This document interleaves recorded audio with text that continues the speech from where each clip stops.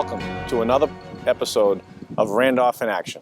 My name is David Murphy. I'm the town manager here in the town of Randolph. And today, I'm at 41 South Main Street, home of Randolph Town Hall and the newly renovated Randolph Police Station.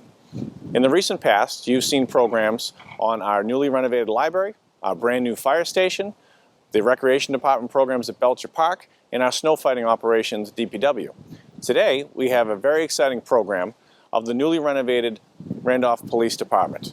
Through the support of the Town Council, we recently spent $6 million to renovate the existing police station and add a new addition to accommodate the needs of a 21st century police department. Today, we'll be led on a tour by Randolph Police Chief William Pace, who will show us all the new improvements and talk about the operations of your police department. So let's take a walk inside, meet Chief Pace, and start our tour.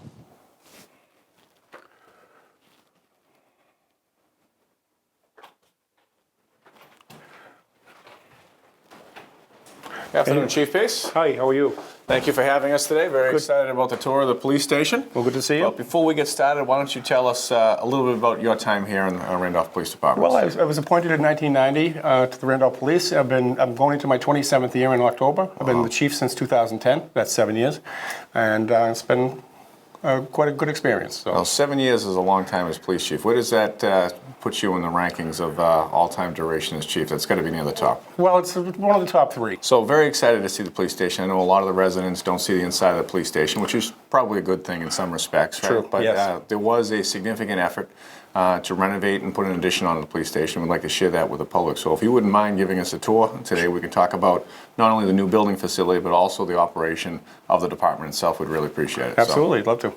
It's all yours. Well, we're here in the new lobby. There's actually two sections of the building. This is the new section of the building. We actually put an addition onto the old part of the building. So this is the lobby, much nicer than what we had before. You know, it's much more welcoming, much more room than we had before, and everything is state-of-the-art as far as security for our police officers and all our employees. Right here is ballistic glass, right here, and it's actually ballistic wall all the way through on both sides of the building. So that's been an important upgrade in police design over the last several years. So that's one thing. Behind you, we have our med return. And this is where residents can come and return, discard medication that they don't want to, they're not using anymore, or they just want to get rid of. And it's a safe way to do it. We bring it to Cavanta once a month, and they destroy all the medication by incineration. So this area here, Chief, this is a new to the addition of the public interview room. Can we take a walk through this Absolutely. area here and show us some of the new sections? Absolutely, come on in. So, this is the public interview room. People come in from the public, they may have a certain problem. We will sit and talk to them here. As you can see, we have the police patch behind there. If you see me on TV every once in a while, you'll see that patch behind me. This also doubles as a press room at times. So this is, it's a private area we can meet the public. So this is an area that we didn't have in the old station. Essentially, if there was some type of conversation you needed to have with the victim or someone looking for a report or something that was out in the open, this allows you a private space now to have some confidential conversations with folks that come in with sometimes sensitive issues that they just want to talk to an officer one-on-one on.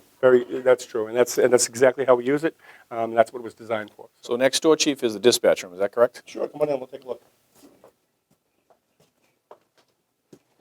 So this is our brand new dispatch center. It's climate controlled, which we never had before in the old station.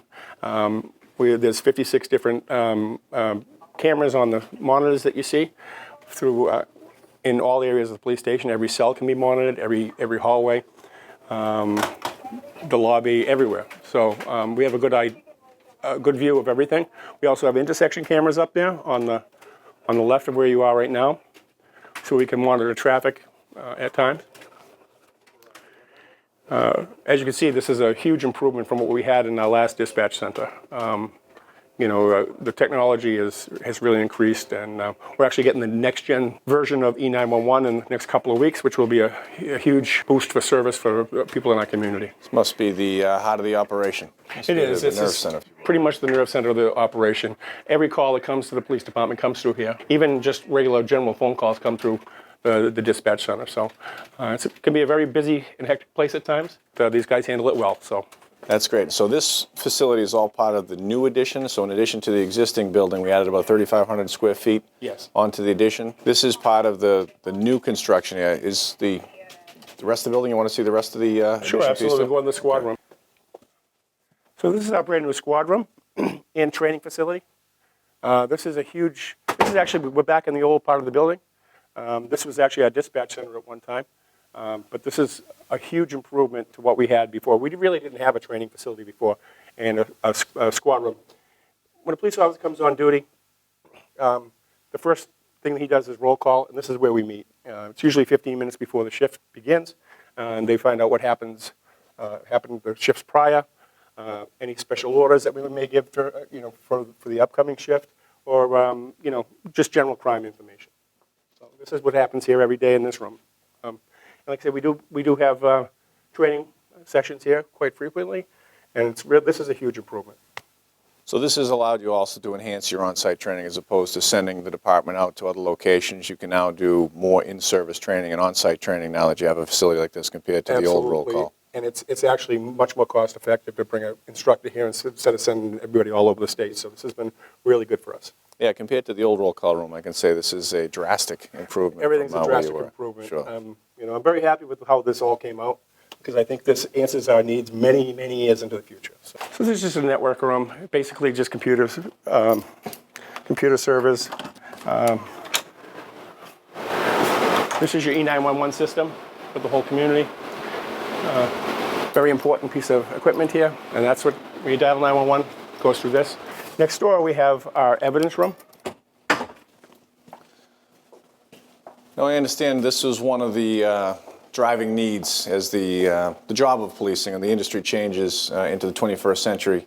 This was one of the main concerns, I think, that led to the renovation of this building. Can you talk to us a little bit about how that's changed from your time as from an officer all the way to the chief, kind of the evidentiary responsibilities? Well, in the past few years, it's been very important to maintain, obviously, evidence and the security of it. So this locker here, all these are locked. That means there's evidence inside. So when an officer comes in, he may have evidence. He'll bag and tag it. So he'll put the evidence inside, and it can't be accessed by anybody else except the person that processes evidence. This is evidence processing room. So this is a dryer, clothing or bedding or things that there may be some DNA evidence on, blood evidence, anything like that. We actually dry it in this before we send it to the lab.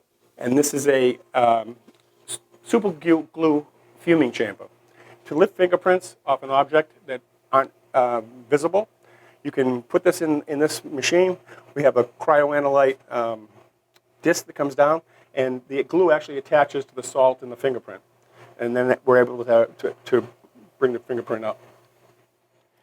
This is the opposite side of the locker we just saw.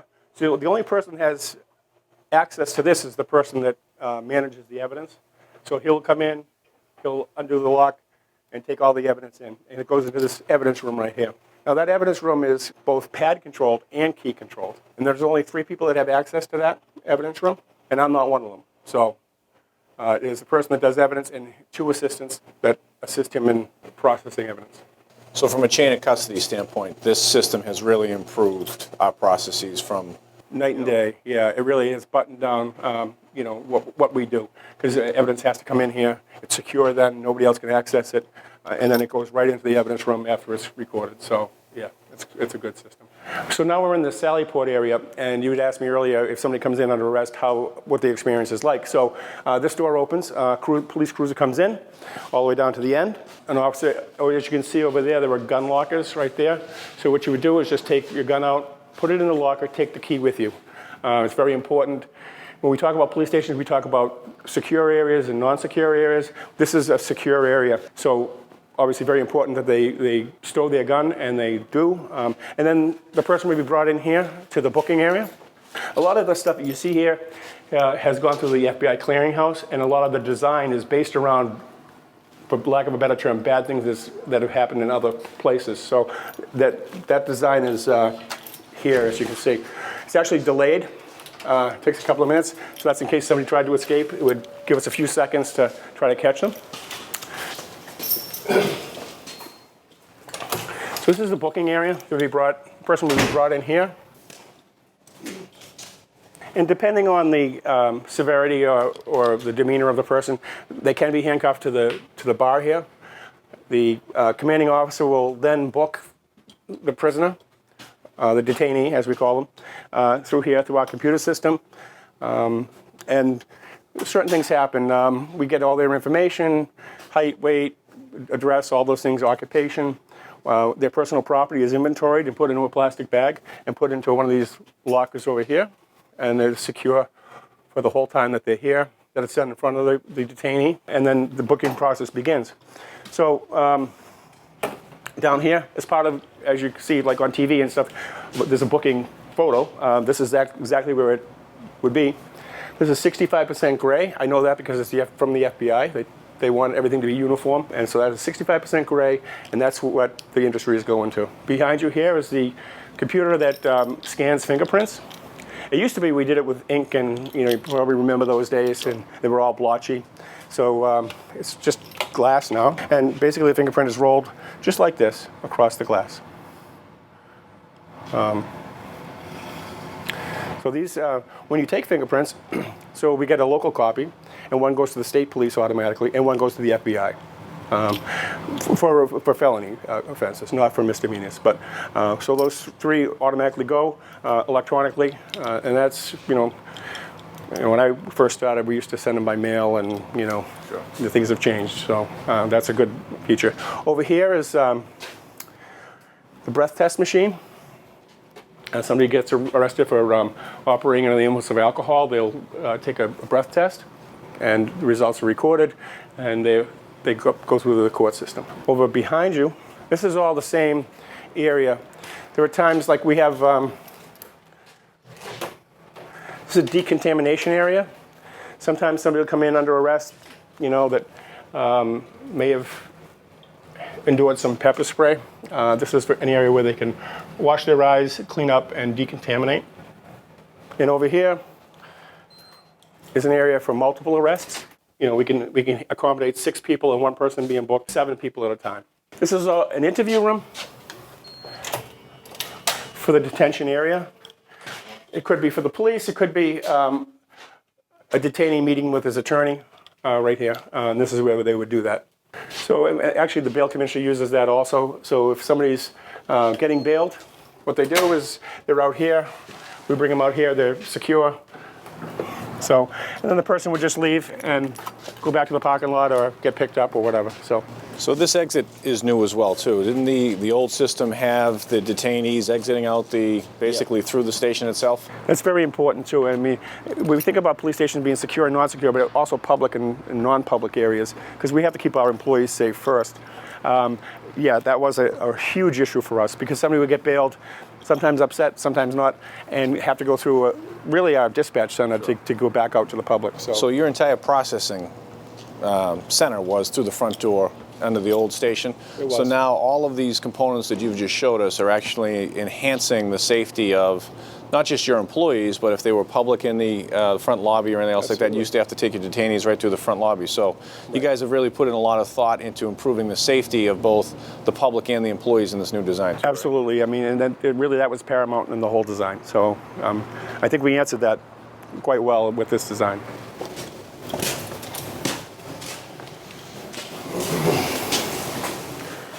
So here we are in the lockup area. Federal law says that everything has to be sight and sound separated between juveniles and adult males and females. So we have that here in this design. Right here is our juvenile area. They're obviously sight and sound separated from the adults. Take a look at the cell here. It's not very nice, but it's got a mattress, a blanket. It's obviously secure, a bathroom, and this is where somebody would stay. Now with juveniles, we don't normally use these. It has to be a felony and somebody that's really kind of out of control. For the most part, juveniles are kept in an office, monitored by an officer. Now all of these cell designs, I know you went through a pretty rigorous process relative to the standards. Could you talk about some of the differences between maybe some of the old cells compared to the new? You mentioned that in the old building, all the cells were essentially together. They were. You're able to separate them out. Are there certain other designs to the cells that the average person wouldn't notice or think about that is also a safety enhancement? These are sliding doors, which is a huge upgrade for us. It makes it so much easier than actually have to open or close a door. This has been a significant upgrade. And much more safer for the detainee also. We're inspected once every 3 months by the Department of Public Health to make sure that our lockup is in compliance. And it can be challenging to stay up with them, but we do the best we can. And everything here is new. Even the lighting itself is much more conducive to, it's a more calming experience than what we had before. At least that's what the experts say. Now, how many cells total do you have here in the station? I have 12. I have 8 males, 2 juvenile, and 2 females. And I can show you the rest if you'd like to see. Sure. So this is in the male pod. There's 4 cells on this side, 4 on the opposite side of the hallway. Again, sliding door, which is a big upgrade for us, mattress. This one actually is retrofitted for handicap, should that be needed. These cells were actually rehabbed. These were part of the original cells, and so they're pretty much state-of-the-art now. One of the things I notice about them is they're all empty, which is a good sign, right? Well, yes. Can you talk to me a little bit about, I know the crime rate in Randolph every year is something that we discuss within the last 6, 7, 8 years. Could you talk to me a little bit about what you've seen, what trends you're seeing? And well, since 2010, I think we've been very fortunate in the respect that we've had a reduction in the crime rate, a significant reduction in aggravated assaults and things like that. We're only empty today because it's daytime, and arrestees go to court on the same day. But usually at night, we have a pretty good crowd. Yeah, our crime rate has been going down steadily. And crime is something you just have to keep fighting. It's just, you can never just sit back on your laurels and hope for the best. You have to keep going after it. So we've been lucky in that regard. So this is the female area. So Massachusetts law says that if a female is held overnight at held at the police station, that a female matron has to monitor them. So this is where the matron would sit. We hire matrons on an as-needed basis, and they'll come in anytime, really. It could be in the middle of the night, and they sit and they monitor the prisoner in one of these cells. And again, sight and sound separated as required by law. Prior to the renovation, we had a very, very small locker room for like 45 men. And policing, there's a lot of equipment. And really, there was just no room for anything. It was a mess. This is a huge advance to a police officer's day. The locker room here, let me get the lights here. Obviously, anything you'd expect in the locker room. But, I mean, as you can see, these lockers are state-of-the-art. The old lockers they had were like high school lockers or junior high school lockers. This, they think of everything. There's a place to secure your weapon, ammunition, clothing. I could fit my whole wardrobe in here, trust me. Hats, things like that, boots. You can also put boots on the bottom. On the bottom here. So really, it's a huge amount of space for each officer to start their day with. how does this compare with the old facility, Chief? You mentioned it was smaller. Are you talking about half the size, or? Oh, not a quarter of the size. And, there wasn't really adequate shower facilities. They have that now. This is a huge, huge improvement. Because if you think about it, the officers out on the road most of the day, or most of them are, and this is basically their office. And they had no place before to put their things. It was in their car or in their cruiser or whatever. And now this makes it much more orderly for them to begin their day.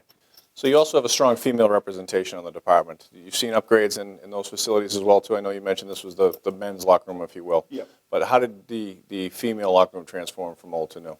Well, I mean, we added some more lockers. Not this style. Actually, most of the females are in leadership positions, so they have their own offices. And I believe there's one that's still in patrol. So.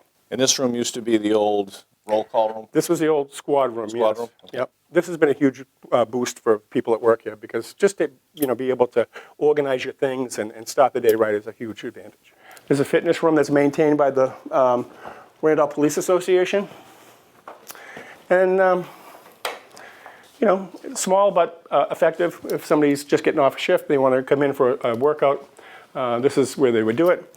This is financed by the Police Association, but this is their space, and it's used quite frequently. I have to say, it's it's a good part of the building. I know health and wellness of your department is something that you've put a strong emphasis on. Can you talk to me a little bit about policing in the 21st century and kind of your vision as the chief about how important that is to your employees? Well, yes, and the last few years, or the last 5 years of policing has probably been the most difficult of my whole career, and for many different reasons.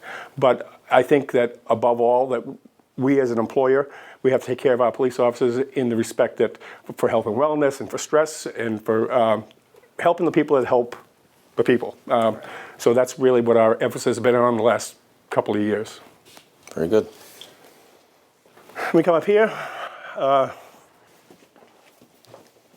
This is all old part of the building, but we have a new addition up here.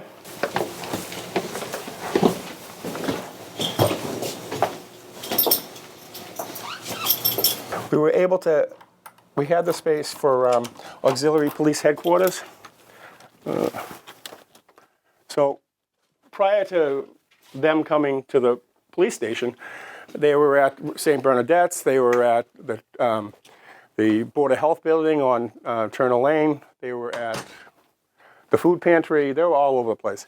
So finally, the auxiliary police, who support us, in things like traffic and special events and stuff, they had their own space. There's there's obviously for 3 administrative people.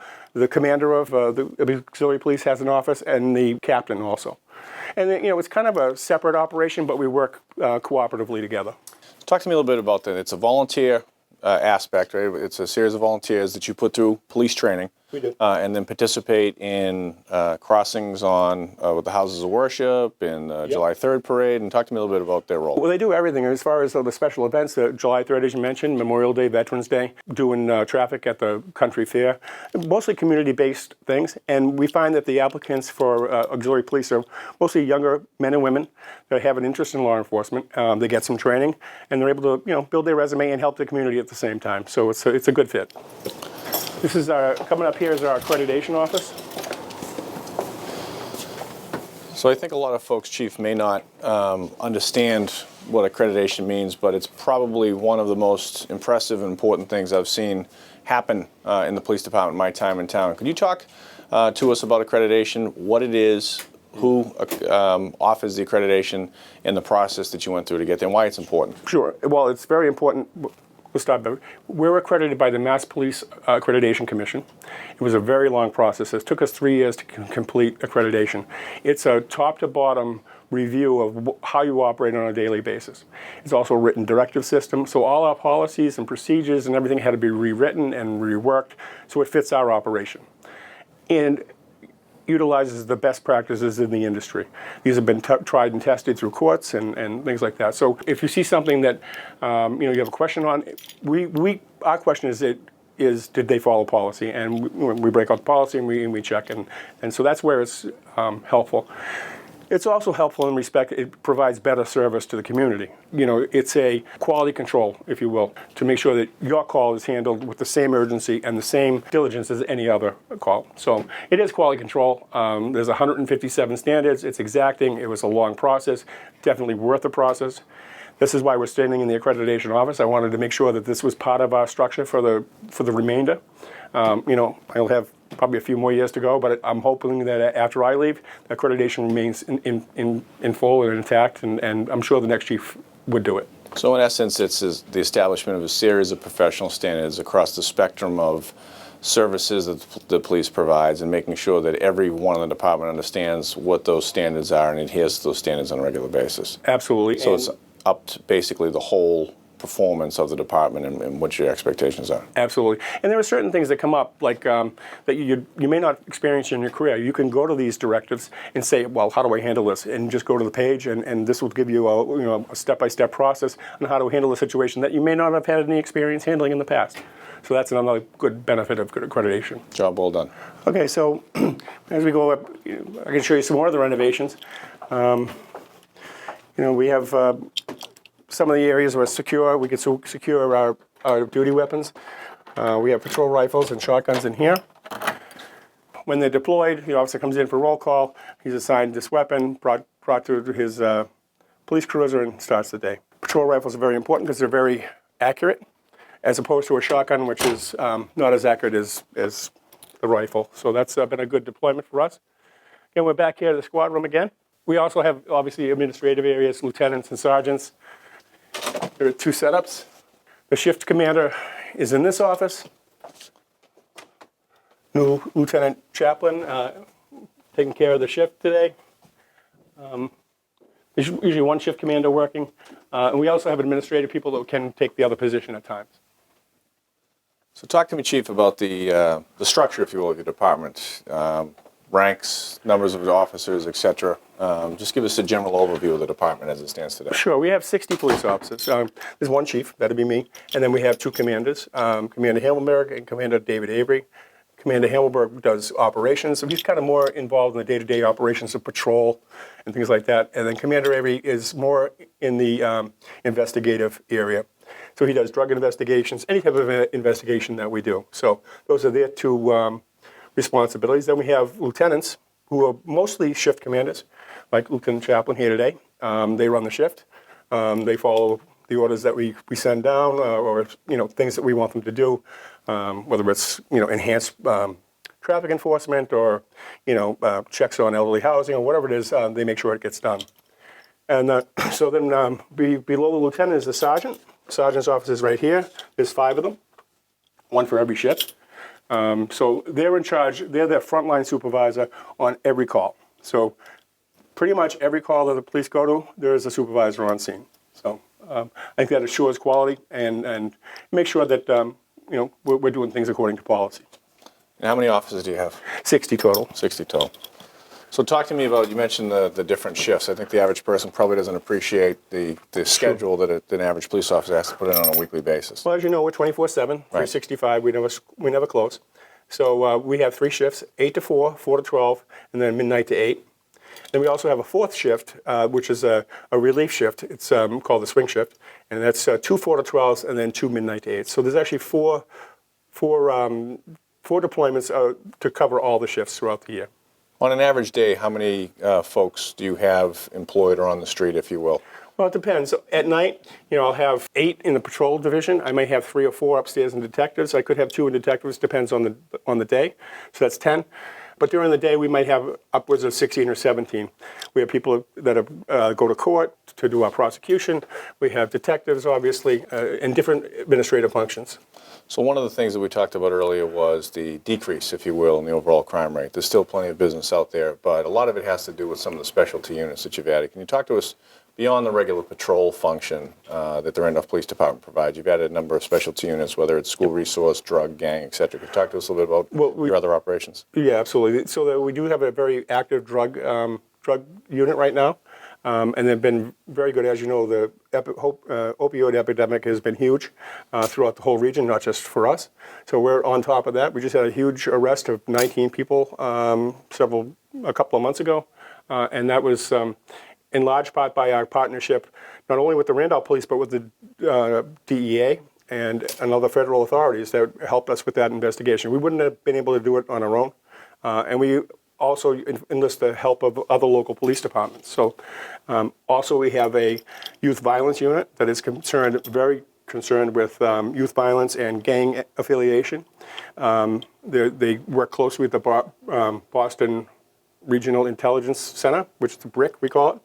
I always have to think about that acronym. But so we work very closely with Boston and Brockton on youth violence issues and gunfire and things like that. So we're on top of that also.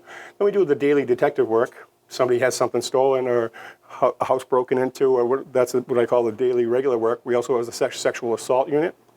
People that are specially trained, they work as detectives also. So they do their thing. We also partner with DOVE, which is Domestic Violence Ended in Quincy, for victims of domestic violence. Now you have offices in the schools as well, too. You work closely with the schools? We do. We have 2 school resource offices, one in the high school and one in the middle school. And that's worked out very, very well. We're really partnered pretty well with the schools. What it says, it's a resource, and it is a resource for not only the schools, but for the students.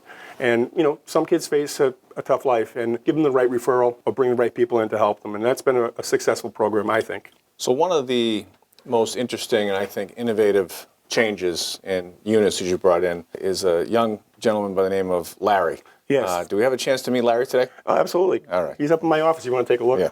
Come on up. So this is my office right here. Welcome.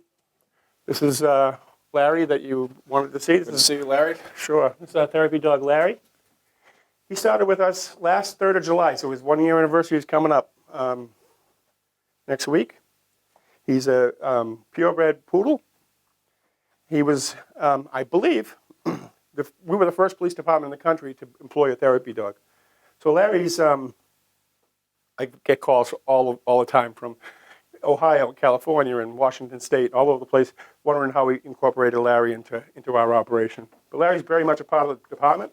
As you can see, he's friendly, and he goes to a lot of preschools and elementary schools.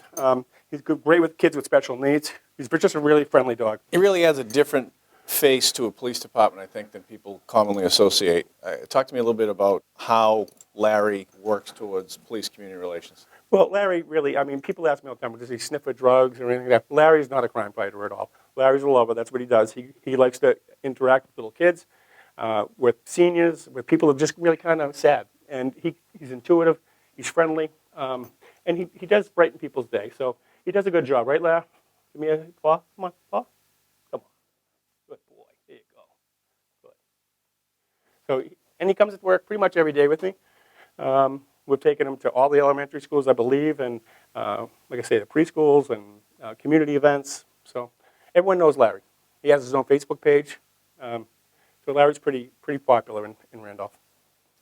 So this must have been quite a challenge as chief, not only to run a department that's as busy as the Randolph Police Department, but also conduct a renovation of a building that was occupied throughout the construction. Could you tell me about that experience and how you were able to manage both the department and the project at the same time? That was, I have to say that was challenging. But I, first of all, have to thank the employees of the police department here. I mean, to go through what we went through in the 13 months that it took to renovate this space, we went from, into a very small area with dust and heat issues and air conditioning issues, but we got through it, and it was definitely worth it in the end. But it was very challenging. Every day I came in, I was dealing with building issues. Somehow it affected the operation, whether it was dispatch or prisoner processing or whatever. It was always something during the renovation, and we didn't miss a beat. I mean, we handled every call, handled every investigation, and I think that goes to the credit of the people that work here. I really do, because it was challenging.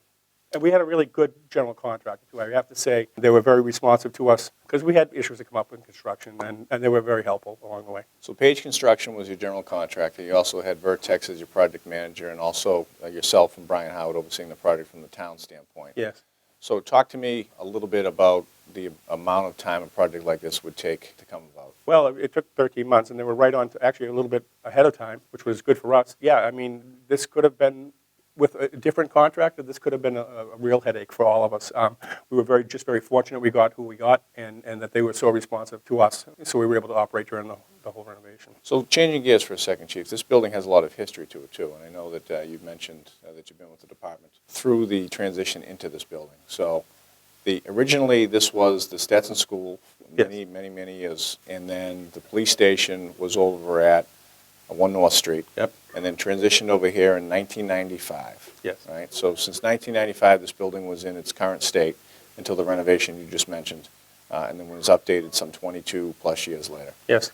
So the next renovation? I'll be probably not here, so I wouldn't worry. But I think a good 40 years into the future. I really do. I think that, we kind of designed this with the idea of 100 police officers. I don't think we'll ever get to that number. I mean, because the amount of police officers is based on your population. I just don't see that type of growth. So we can handle, another 15, another 20, if we need them in the future. If some future administration needs that. I just don't see it. I think there's plenty of room here and there's plenty of room for expansion also. So that was the main idea. We didn't want to outgrow this the first day we moved in, and I think that we accomplished that with the renovation. So just in closing, I want to share your sentiments, share my sentiments with you and the department that one of the real sources of pride, I think, of the work that's happening in Randolph right now is for the Randolph Police Department under your leadership and with the employees of the department. So I certainly appreciate this tour today, and I certainly appreciate all that you do for the community. So thank you very much. Thank you very much. I appreciate it. Good to see you again. What an exciting tour today was. I want to thank Randolph Police Chief Bill Pace. I want to thank all of the men and women of the Randolph Police Department. I want to thank our friends from RCTV for their award-winning work on Randolph in Action. My name is David Murphy, and I want to thank you, the viewer, for tuning in today. Thank you.